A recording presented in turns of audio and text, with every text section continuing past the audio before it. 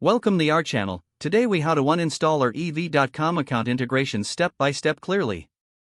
To uninstall our EV.com account integrations, start by logging into your EV.com account. Once logged in, navigate to the Account Settings section. Look for the Integrations tab within the Settings menu. Click on the Integrations tab to view all active integrations linked to your account. Identify the specific integration you wish to uninstall. Next, click on the Remove or Disconnect button next to the integration. A confirmation prompt may appear, asking if you are sure you want to proceed with the uninstallation. Confirm your choice by clicking Yes or Confirm. After confirming, the integration will be removed from your account. To ensure the integration has been successfully uninstalled, refresh the Integrations page. Verify that the integration no longer appears in the list of active integrations. If needed, repeat these steps for any additional integrations you wish to uninstall. Once all desired integrations have been uninstalled, you can log out of your EV.com account. If the page does not load, refresh the browser or try again in a private or incognito window. Make sure you are using the correct email address, then retype it carefully to avoid small typos. If your password is not accepted, use the reset option and create a new strong password you can remember.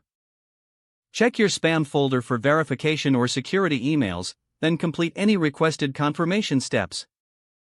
Enable two-factor authentication if available to improve account security and reduce unauthorized. After signing in, review your profile details so your contact information and settings are accurate and current.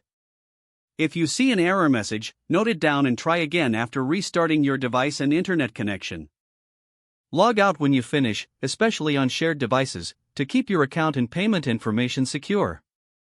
If the page does not load, refresh the browser or try again in a private or incognito window.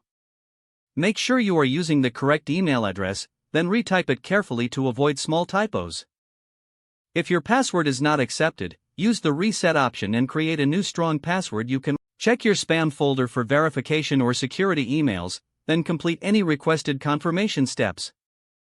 Enable two-factor authentication if available to improve account security and reduce unauthorized access risk. After signing in, review your profile details so your contact information and settings are accurate and current. If you see an error message, note it down and try again after restarting your device and internet connection. Log out when you finish, especially on shared devices, to keep your account and payment information secure. Don't forget to like this video and subscribe to our channel for more step-by-step tech guides.